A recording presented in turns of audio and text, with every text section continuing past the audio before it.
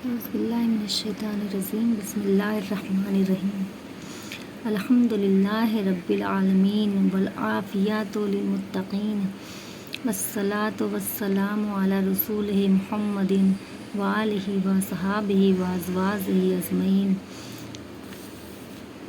نماز پڑھنے کی فضیلت۔ خداوند تعالیٰ قرآن شریف میں ارشاد فرماتا ہے، اقیموا الصلاۃ وآتوا الزکوٰۃ، یعنی نماز پڑھو اور زکوٰۃ دو۔ نماز پڑھنے کی 70 مقام میں تاکید کی گئی ہے۔ نماز نہیں پڑھنے والوں کے لیے سخت عذاب بتایا گیا ہے۔ حضرت نبی کریم صلی اللہ تعالیٰ علیہ وسلم سے نماز پڑھنے والوں کی فضیلت میں سینکڑوں احادیث موجود ہیں۔ چنانچہ حضرت سیدنا علی رضی اللہ تعالیٰ عنہ سے روایت ہے کہ حضور انور صلی اللہ تعالیٰ علیہ وسلم نے فرمایا، نماز پروردگار کی خوشنودی اور فرشتوں کی دوستی کا سبب ہے۔ حضرت حضور انور صلی اللہ تعالیٰ علیہ وسلم نے فرمایا، نماز ایمان کی اصل ہے اور پیغمبروں کا طریقہ ہے۔ نماز دعا کی اجابت ہے۔ نماز شیطان کو کاٹنے کا ہتھیار ہے۔ نماز قبر کو روشن کرنے والی ہے۔ نماز قیامت میں شفاعت کرنے والی ہے۔ نماز دوزخ کے عذاب سے بچانے والی ہے۔ نماز میزان کو وزن دار کرنے والی ہے۔ نماز پل صراط پہ بآسانی سے اتارنے والی ہے۔ نماز جنت کی کنجی ہے۔ نماز سب عملوں سے بہتر عمل ہے۔ بغیر نماز کے کوئی عمل قابل قبول نہیں۔ حضرت حضور انور صلی اللہ تعالیٰ علیہ وسلم نے فرمایا، جس وقت مسلمان خدا کے لیے سجدہ کرتا ہے تو ہر ایک سجدہ کے عوض حق تعالیٰ ایک ایک درجہ بلند کرتا ہے اور گناہ مٹا دیتا ہے۔ حضور انور صلی اللہ تعالیٰ علیہ وسلم نے فرمایا، بندہ جس وقت نماز کے واسطے وضو کر کے کھڑا ہوتا ہے اس وقت صغیرہ گناہوں کی پوٹلی باندھ کر فرشتے سر پر رکھتے ہیں۔ جب نمازی رکوع کرتا ہے تو وہ پوٹلی گر جاتی ہے۔ فرشتے پھر رکھنا چاہتے ہیں تو حق تعالیٰ کا ارشاد ہوتا ہے کہ اے فرشتوں، وہ پوٹلی سر پر مت رکھو، اس لیے کہ میرے بندے نے میرے سامنے سر جھکا دیا ہے، مجھے شرم آتی ہے کہ وہ پوٹلی پھر اس کو واپس دوں۔ جس وقت میت قبر میں رکھ کر لوگ ہٹ جاتے ہیں اس وقت 4 شعلے آگ کی میت کے پاس آتے ہیں۔ اس کی نماز ایک شعلے کو دور کرتی ہے، اس کے روزے ایک شعلے کو، اس کے خیرات جو خدا کی راہ میں دیا تھا ایک شعلے کو، اور صبر جو رنج و مصیبت میں کیا تھا ایک شعلے کو دور کرتا ہے۔ روایت حضرت عبداللہ رضی اللہ تعالیٰ عنہ سے کہ جس وقت بندہ وضو کر کے خلوص و عاجزی و انکساری کے ساتھ تیار ہو کر اللہ اکبر کہتا ہے تو وہ اپنے گناہوں سے ایسا پاک ہو جاتا ہے جیسا کہ ماں کے پیٹ سے پیدا ہوا ہو۔ اللہ تعالیٰ فرشتوں سے فرماتا ہے کہ اے فرشتوں، دیکھو میرا بندہ سب کو چھوڑ کر میرے پاس آ گیا، میں نے اس کے سب گناہ بخش دیے۔ جس وقت اعوذ باللہ من الشیطان الرجیم کہتا ہے تو اس کے تمام بدن کے ہر ایک بال کے شمار کے برابر نیکیاں لکھی جاتی ہیں۔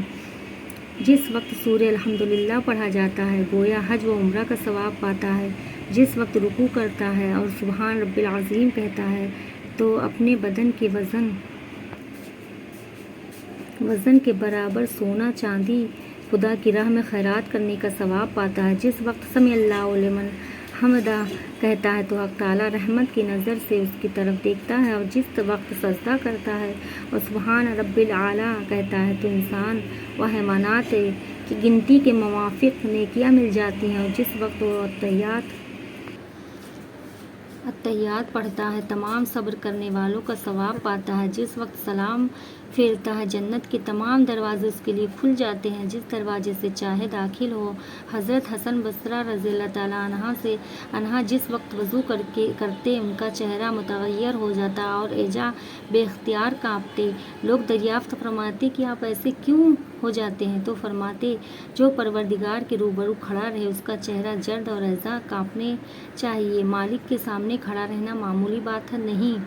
حضرت سیدنا علی رضی اللہ تعالیٰ عنہ جس وقت نماز کو کھڑے رہتے تو رنگ متغیر ہو جاتا اور چشم مبارک سے آنسو نکل جاتے۔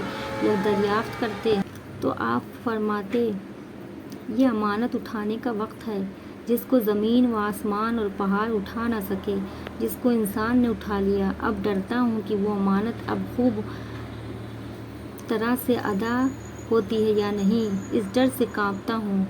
लताइफ मनन में लिखा है कि जन्नत में नदी के किनारे एक दरख्त है, उस पर एक परिंदा है और उस जानवर का नाम तैयात है, उस दरख्त का नाम तैयबात है, उस नहर का नाम सलात है। जिस वक्त बंदा नमाज में तैयात लिल्लाह व सलवात व तैयबात पढ़ता है तो वो परिंदा उस दरख्त से उतर कर उस नहर में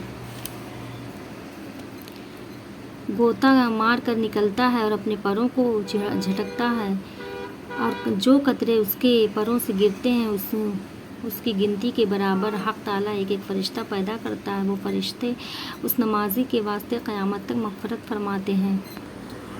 हदीस क़ुदसी में है कि हक़ ताला क़यामत के दिन नबी करीम सल्लल्लाहु तआला अलैहि वसल्लम से फरमाएगा, मैंने बंदों के ऊपर फ़र्ज़ नमाज मुक़र्रर की थी और तुमने सुन्नत व नफिल नमाज पढ़ी, बस हम और तुम जामिन हैं,